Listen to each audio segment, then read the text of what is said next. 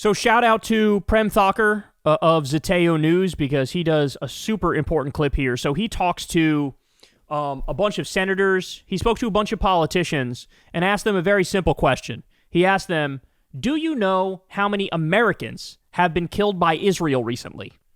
And all of them absolutely positively fucking whiff colossally. So let him walk you through it. Watch this. Israel's a miracle. I stand with Israel. I stand with Israel. I stand with Israel. I stand with Israel today and every day. I stand with Israel. I stand with Israel today, tomorrow, and every day after that. Who matters more to Congress, Americans or Israel? I've been reporting from inside the U.S. Capitol ever since October 7th, and 3 recent insane episodes have shown me how inexplicably committed the U.S. political machine on both sides of the aisle is to Israel, and how much disdain these politicians have for anything or anyone that gets in the way of that support, including Americans. We stand with Israel. We stand with Israel. We stand with Israel. First, in July, Israeli Prime Minister Benjamin Netanyahu, who is wanted by the International Criminal Court on war crimes charges, visited Washington, D.C. This was the 3rd time he visited D.C. since the anti-war Donald Trump was reelected.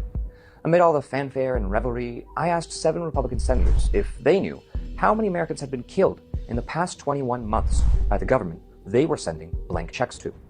Each senator either had no idea, did not believe me when I told them how many Americans had been killed, or simply had no interest in the question itself. Here's how Maine Senator Susan Collins responded. No insight on the Americans killed by the Israeli military, Senator? I am pro-Israel.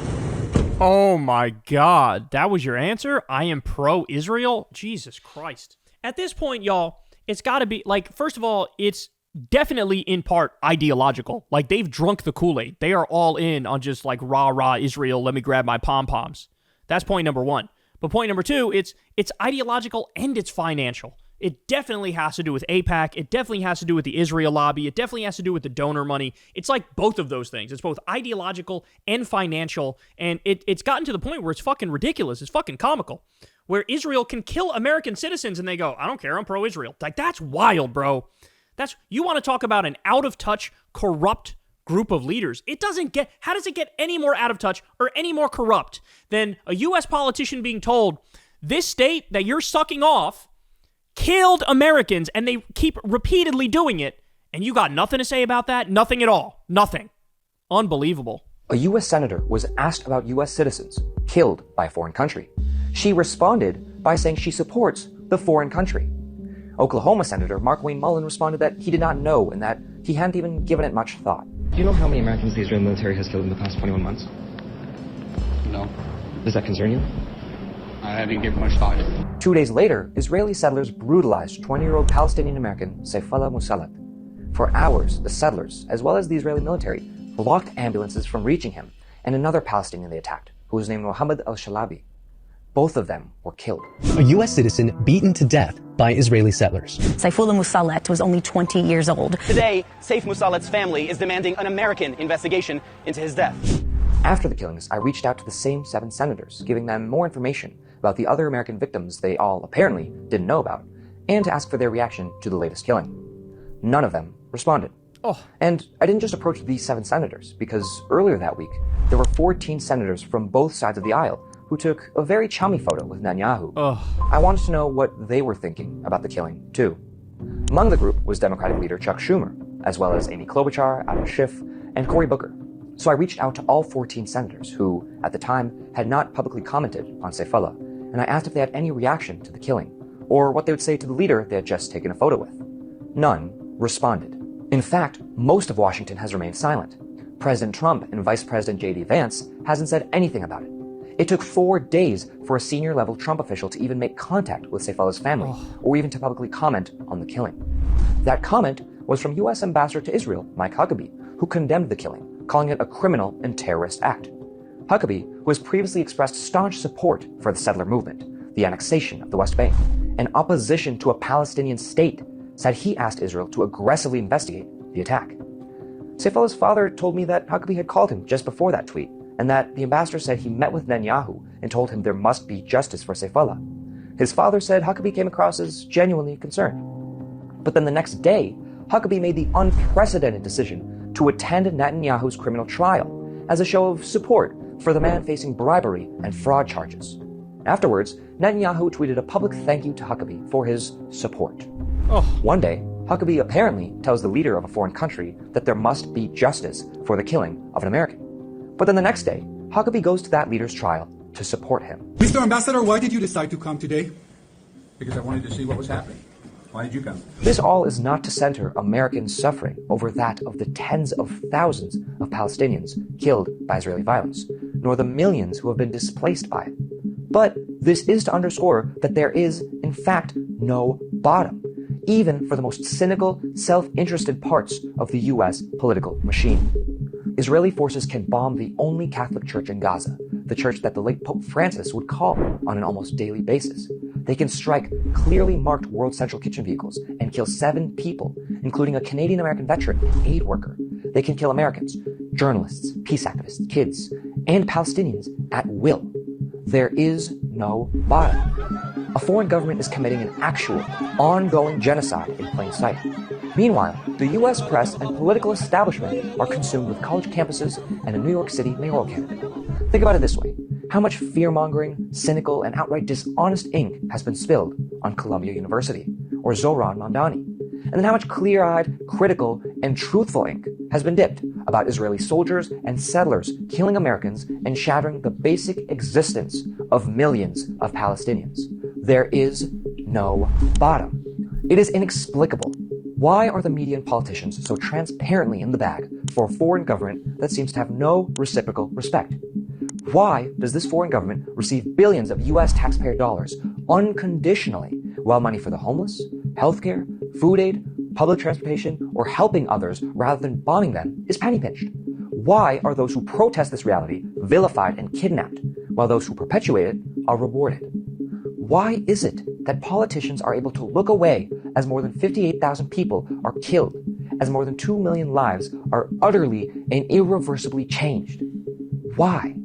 This almost robotic commitment, shown clearly by a U.S. senator saying, "I am pro-Israel," in response to a question about Americans killed by Israel, makes such a basic question all the more compelling. Hier is kein Warum. There is no why here. That is what Primo Levi, a Holocaust survivor, wrote in his book, If This Is a Man. The phrase was said by a concentration camp guard, Levi wrote. It illustrated how, in the camps, there was no logic, no basic morality, that searching for an explanation of something so unexplainable is besides the point, because the questioner is denied a reason.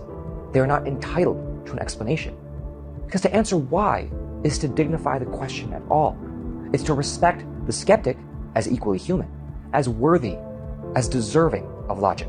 It is to allow for the possibility of a why not. And as we can see, the people in power are not interested in answering that question, but they are more than willing to tell you who they stand with.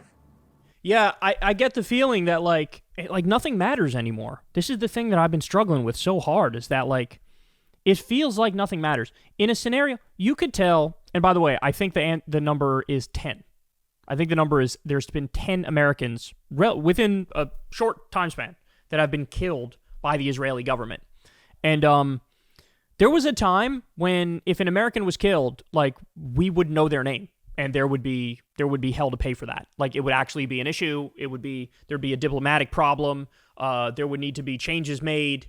In fact, Rachel Corrie, remember Rachel Corrie, who got killed in the West Bank by psychotic settlers, and ever since then, the psychotic settlers do Rachel Corrie Day, where they have pancakes because they literally like flattened her out with a fucking like bulldozer or something. These disgusting, insane religious psychopaths. And like, well, we know her name. I don't know the name of all the 10 Americans who were just killed by Israel. I don't know their name. And the media doesn't talk about it. I mean, shout out to Zateo for doing good work here, but like CNN's not going to talk about it. MSNBC's not going to talk about it. The Nightly News isn't going to talk about it. And like, at what point do we lose our way so bad where our moral compass is just absolutely positively shattered? Right? Like, the stuff that's focused on will drive you crazy. It'll drive you up a wall. Whereas the most important stuff largely gets left to the side. I mean, maybe they'll talk about it, but it doesn't get the hair on fire coverage it deserves. Like, for example, when they cut pediatric cancer research, when Elon illegally cut pediatric cancer research and Meals on Wheels. Like, for example, the genocide that we've witnessed being live streamed 24/7 for nearly 2 years, where you get more accurate information online just following Drop Site News Twitter account or Zateo's Twitter account. You get more actual information than watching any sort of news outlet. And I really do feel like this is a byproduct of the Trump era. A byproduct of the Trump era is that everybody's a postmodernist now. Everybody just creates their own reality, right? You can create your own reality. You can make it up. You can insist on it. Fact checks don't matter because there is no truth. There is no reality. We're in a post-truth world. And then you just move forward. So in the same way that, like, you know, in social media, you have your own algorithm. You're in your own little world and nothing else can get in, right? The people who are famous to some 17-year-old who's on TikTok are different than the people who are famous to me. And they're different to when we had a shared conception of who was famous back in like 1998 or whatever the fuck. This is what's happened in our politics. This is what's happened. This is what a postmodernist, post-truth world looks like, is that here you have something that's objectively earth-shattering, that supposedly our top ally murdered 10 Americans, right? Nobody talks about it. President doesn't talk about it. No policy has changed. You know, they don't get any money cut that's being sent to them, any weapons cut that's being sent to them, it's not like more illegal settlers are being sanctioned or the illegal settlers are being arrested. None of that happens. None of that happens. And so it drives you crazy. It makes you feel like you're fucking crazy when you look at this stuff. You know, when you look at the political landscape and you're like, why was Trump not done the second that he launched a crypto scam coin on his own supporters? Why was it not like, okay, I'm sorry, you can't even be president anymore. This is crazy. This is impeachable. This is a high crime. This is a misdemeanor. What are we talking about? But that's the world we live in now, right? Like, you can do anything, and if you're shameless enough, you can get away with it. So the Israeli government, the kings of shamelessness, they could kill Americans. They can live stream a genocide. They could starve people to death. Who was it? I think it was Smotrich who said, "Oh, the world is not going to let us kill all the Palestinians." He said something like that, or starve people. He said something like that, and it's like, sorry, bro, you miscalculated. That's actually not true. It looks like they are going to let you do it because that's what we're doing right now. That's what we're witnessing right now. So shame on us, And I don't know what to do. I don't know what the answer is to get us back to a place where things matter, right? Where the real world actually matters. But it sure feels nihilistic as fuck looking at the current landscape. Hey y'all, do me a favor and like and subscribe. It helps out big time in the algorithm. Click the bell as well for notifications when videos drop, and watch that video on screen right now. You know you want to.